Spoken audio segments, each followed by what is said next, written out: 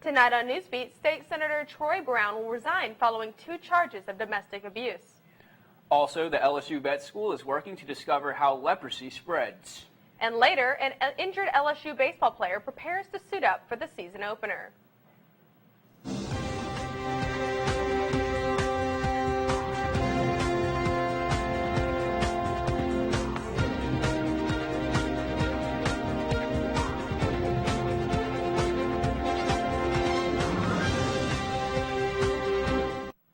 Troy Brown announced today he will resign just 1 day after a committee met to discuss exploiting him following his charges of domestic abuse. Good evening and welcome to Newsbeat. I'm Larissa Bonaquisti. And I'm Brett Hauser. Thanks for joining us. A state senator accused of biting his wife steps down. The talk of the state capitol today moved from the budget to Senator Troy Brown. Tiger TV's Matt Houston has more on the hearing that led to Brown's resignation. The Senate convened Wednesday as a select committee on discipline and expulsion to authorize the use of subpoenas and the introduction of evidence in the hearing that could expel Troy Brown from the state legislature permanently. Brown, a senator representing Assumption Parish, pleaded no contest in 2 cases involving domestic abuse, one with his wife and another with a girlfriend. Brown's attorney, Jill Kraft, argued that the committee cannot remove him from office without defining the standards by which a senator is to be judged. Then what you are doing is arbitrarily removing one member of this body based on your assessment of the gravity of a misdemeanor, which you guys have made a misdemeanor and not a felony. According to the Louisiana Constitution, each house of the legislature can punish its members for disorderly conduct or contempt. A senator has not been expelled since 1981.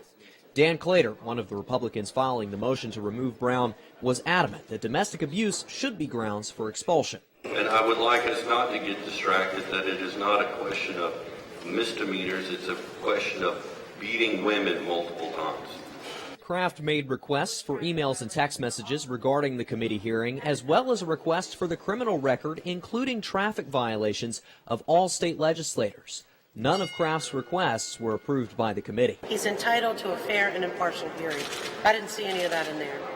The Senate will meet here again on Monday and could determine Brown's future for good. For Tiger TV, I'm Matt Houston.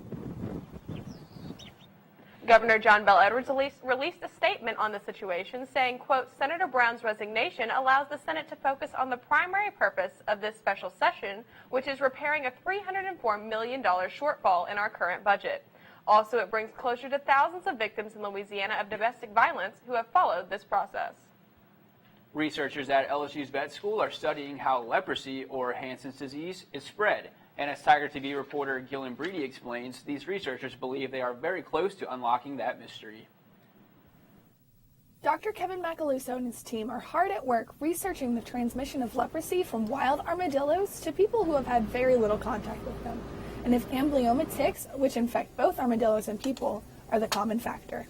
What we intend to do is infect ticks and then determine if they can maintain the infection and then also transmit it to a new host. So we look at the vector aspect, and that's called the vector when the arthropod is moving the agent between 2 vertebrate hosts or 2 animals. Dr. Macaluso is doing this work with the National Hansen's Disease Program thanks to a research grant. 43 teams applied for the grant, but only 6 teams, including Dr. Macaluso's, were chosen.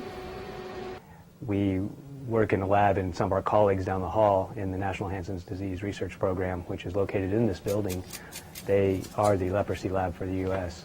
So the interaction is fairly regular, and one of their, the director of that program, Dr. Truman, suggested a possible set of experiments in which we could look at the role of arthropods in the transmission of leprosy.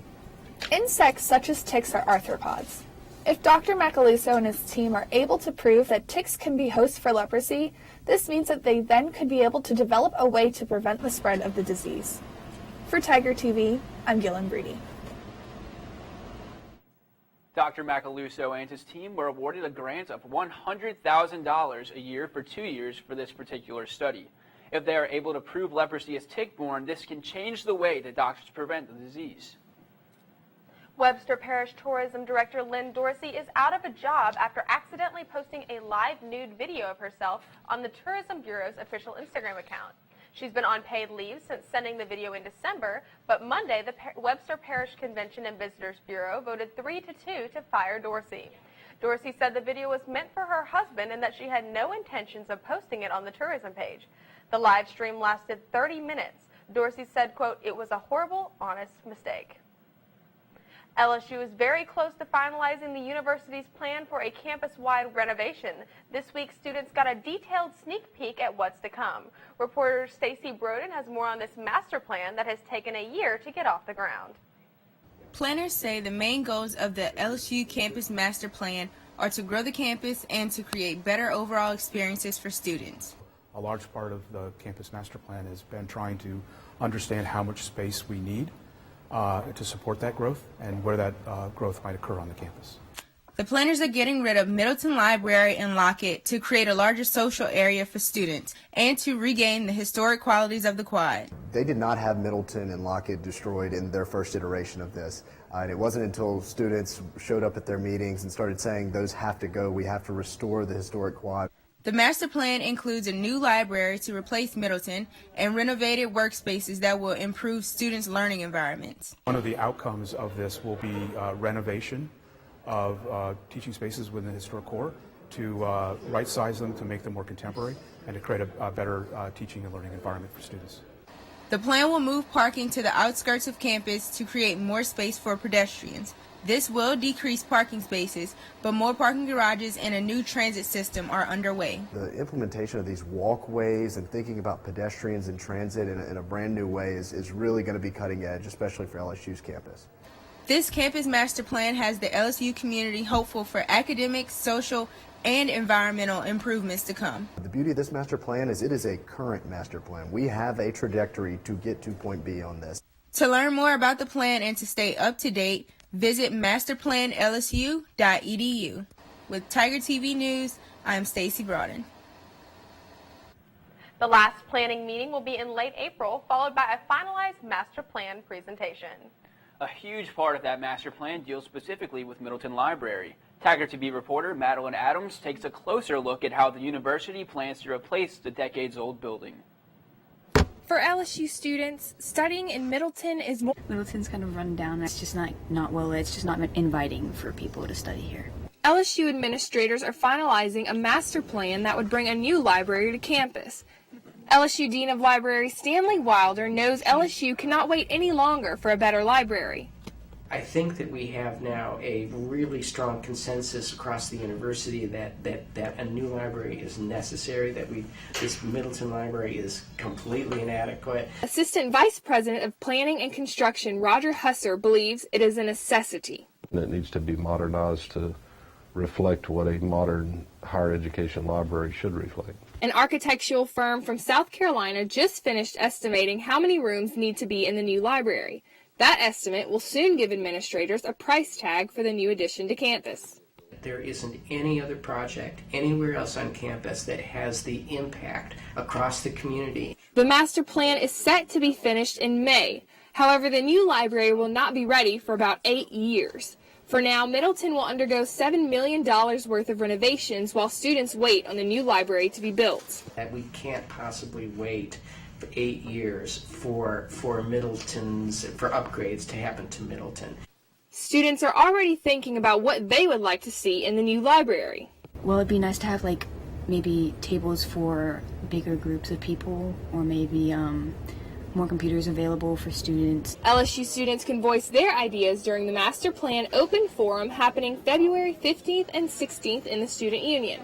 For Tiger TV, I'm Madeline Adams. For more information on the master plan process, visit masterplanlsu.com. Coming up after the break, Max Hawkins has more on a program that helps young people set and achieve their academic goals. Also, we'll take a look at how LSU's emergency operations helps Louisiana through storms.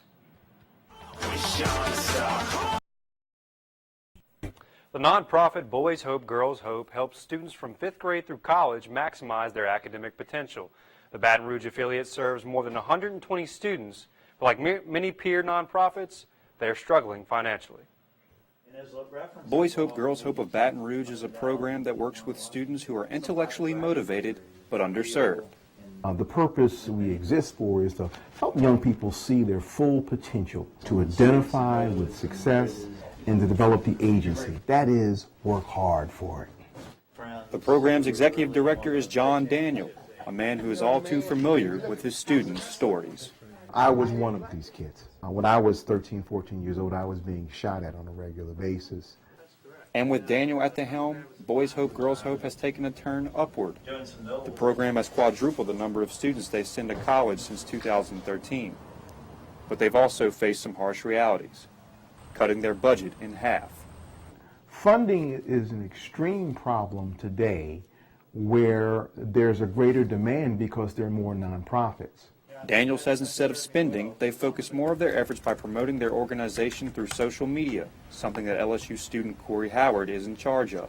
Well, the biggest challenge is always promoting yourself. That's the biggest obstacle that they have right now. And Mr. Daniel says it all the time, that they're the best kept secret in Baton Rouge. With the help of digital promotion, Daniel organizes a fundraiser each fall called Bowl for Hope. An event like Bowl for Hope, if it's done properly and we have the appropriate people supporting us, we could make $100,000. It's done that in the past. Daniel says he'll look for more local fundraising opportunities in the future, but he also believes community involvement is vital to the future success of Boys Hope, Girls Hope. We are advocates of collective impact and community engagement. Sometimes you hear the expression, it takes a village. It's bigger than that. It takes a village that's willing to work. Daniel also said the Boys Hope, Girls Hope receives some money via local and state grants. He also mentioned there's a possibility the program will eventually be federally funded. For more information, visit their Facebook page, Boys Hope, Girls Hope of Baton Rouge. Larissa, Brett, back to you guys. Switching gears now, the weather has been all over the place this week. Cool temperatures 1 minute, warmer the next. And as we head towards spring, Louisiana also moves into the severe weather season. Tiger TV's Trey Couvillon joins us now with more on LSU's plan of action when severe weather strikes. Trey? LSU students are used to receiving texts and emails for severe weather events, but last week's potential tornado incident has some students asking questions about the warnings. Severe weather in southern Louisiana is about as common as table salt. But last Tuesday, the southeastern portion of the state experienced some unexpected tornado activity, leaving some university students confused.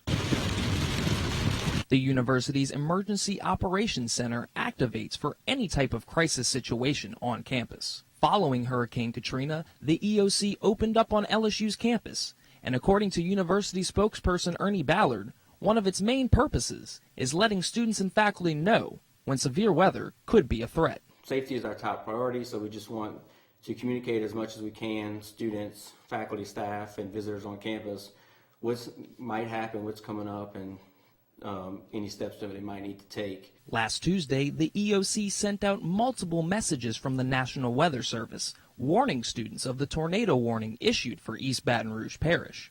The initial warning was sent around 8 a.m. and was extended about every 30 minutes until 11:30 that morning, all with the message, shelter indoors immediately, causing confusion amongst LSU students off campus. We know that the shelter in place, but campus is also open. There was some confusion on students, especially off campus, not knowing exactly what to do. Campus did, in fact, not close last Tuesday, and Ballard says that there are multiple reasons behind the decision. We have hundreds of employees, hundreds of students taking those 7:30 classes, and so you have to evaluate what's the safety of those students. If you would cancel, they may get on the road, try to go home, and at that point in time, we weren't sure how serious the threat was to Baton Rouge. While last week's incident was fairly uncommon, Ballard says it's these situations that help the EOC learn and further improve communication. We understand the frustration, and we're trying to improve it each time and to make sure that the safety messages are put out there and that safety is a priority here, so we want to make sure that it's clearly communicated each time we have an incident. Reporting for Tiger TV News, I'm Trey Couvillon. And Ballard also said the university does not take canceling classes lightly. There are so many class dates needed for a semester to count. Larissa, Brett? Coming up after the break, Cabinet picks, tweets, and communication with Russians, all part of President Trump's work week. Also, a woman steals $160,000 from Louisiana State Penitentiary. We'll have more right after this. It has been another eventful week in politics and for the Trump administration. Controversy has surrounded several of President Trump's cabinet picks. Earlier this week, Trump's labor secretary pick, Andrew Puster, withdrew his name from consideration. Puster faced intense opposition from Senate Democrats, and GOP leaders told the White House he lacked a viable path for confirmation. Today, Trump announced Alexander Acosta as his new choice for labor secretary. Acosta is currently the dean of Florida International University School of Law and served on the National Labor Relations Board under President George W. Bush. Trump says Acosta will be a tremendous labor secretary. Tremendous career. He's a member and has been a member of the National Labor Relations Board and has been through Senate confirmation 3 times, confirmed, did very, very well. And so, Alex, I've wished him the best. If confirmed, Acosta will be the first Hispanic member of Trump's cabinet. Trump's senior campaign advisors were allegedly in contact with Russians known to U.S. intelligence during the presidential campaign. These communications were intercepted during routine intelligence collection targeting Russians. Then campaign manager Paul Manafort and advisor Michael Flynn were among those communicating with Russia. Campaign communication with foreign governments is not unusual, however, these stood out due to their frequency in the ranks of those involved. Trump addressed criticisms, tweeting, "The Democrats had to come up with a story as to why they lost the election and so badly, 306. So they made up a story, Russia, fake news." Democratic Senator Ben Cardin of Maryland is among those who has expressed concern. Part of an ongoing concern we have as to why Russia interfered in our elections, what was the motives behind it, what contacts did they make with Americans. This is very much of a concern. We need an independent investigation. I think General Flynn, we need to know exactly what conversations he had with the Russians during the transition period. As we previously reported, Michael Flynn resigned as National Security Advisor after lying to Vice President Pence about his conversations with Russian officials. Senate Majority Leader Mitch McConnell says it is highly likely that the Senate Intelligence Committee will investigate Flynn's discussions. Senator Bill Cassidy from right here in Baton Rouge said that Flynn served at the discretion of the president and he decided to make the change accordingly. That's all the time we have in politics today. Back to Larissa at the desk. Thanks, Brett. Shirley Whittington, a former colonel at Louisiana State Penitentiary, has pled guilty to federal fraud charges. Whittington was charged with theft or misuse of $160,000 meant to improve recreation opportunities for prison employees and their families. She spent $70,000 of the stolen money on personal items over a 9-year period. Whittington headed to the Emergency Medical Service Department and was treasurer of the Angola Employee Recreation Committee. She resigned from her post in September. When we come back, an update on Greg Dykman's status for opening night tomorrow at the Box, and an historic performance last night from LSU's Carly Hoover. This is head coach Ed Orgeron. You're watching Tiger TV Sports. Welcome back. I'm Sports Director Max Hawkins. Well, it's official. LSU outfielder Greg Dykman will play tomorrow against Air Force. Dykman's status was up in the air all week after he suffered a fractured cheekbone last Friday. Here's Dykman on how that baseball felt. First of all, it kind of shocked me. Never really get hit in the face with a ball. So, it hit me, and then the pain kind of hit me, and I dropped, threw my helmet off, and immediately I felt it in my jaw. I never really felt it in my cheek. So my jaw is what was hurting at first. Didn't really know what happened. Went in the training room. There's a dent right here in the side of my face because the bone literally kind of caved in. So. Greg Dykman, tough guy right there. First pitch for the game is at 7 p.m. We'll actually be hosting a game day show from Alex Box Stadium tomorrow afternoon at 5:15. Be sure to check that out on LSUnow.com. Well, not many pitchers can say they've thrown a no-hitter. It isn't a feat accomplished by their average player, but LSU pitcher Carly Hoover is anything but average.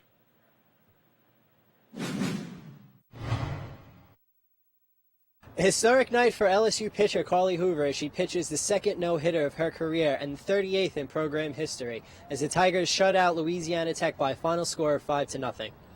I thought she was great. I thought she, had command the entire time. I think when she did have a couple stumbling spots, she was able to regain it and have a good response. Definitely attacked the zone and was able to use a lot of different pitches, had, like I said, a lot of command. And, I think the good thing is she wasn't really happy with how she threw over the weekend, was able to go back, really analyze some things, look at film, and, really make some adjustments. And we saw great results from that tonight.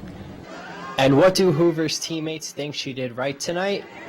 Everything. She was just on point. I mean, her timing was really great. Her presence on the mound was great, and her energy was really great. So she deserved that no-hitter. Senior catcher Savannah Jaquist also played a key role in tonight's no-hitter. Anna was getting a lot of strikes through back there too. She was working really hard behind the plate. She gets as much credit tonight as Carly does. And although Hoover's performance tonight was historic, she remains focused on the rest of the season. We're playing to win, and if good things happen, if home runs, grand slams, whatever happens during a win, I mean, that's cool, but it's just another win on to the next game. For Tiger TV Sports, I'm Chris Kirchin. LSU hosts Georgia Southern tomorrow at 6 p.m. from Tiger Park. The 17-8 Lady Tigers take on Texas A&M tonight at 7 in the annual Play for K Pink game. After losing in College Station earlier this season, Tigers look to improve to 7-6 in conference play. A&M's coming into the PMAC on a 4-game winning streak, though. They're looking for their 20th win overall, the 10th win in the SEC play. First 500 fans at tonight's game will receive pink socks, and fans wearing pink will receive admission for just $2. When we come back, one woman was not happy when she opened her pack of the candy Mike and Ike's. We'll have more right after this. What do you do when you open your snack and it's only half full? Well, one California woman decided to sue the manufacturer of Mike and Ike's candy after opening her box and discovering it was 46% air. According to her, the manufacturer violated California's false advertising law, unfair competition law, and the Consumer Legal Remedies Act. Mike and Ike's spokesperson said the company complied with all FDA regulations and they plan to defend the company. I don't know about you, but I feel like a lot of my candy that I get is about half air and half candy. I feel like that's everything, a bag of chips. I just want to know how she knows 46% of it. I don't know.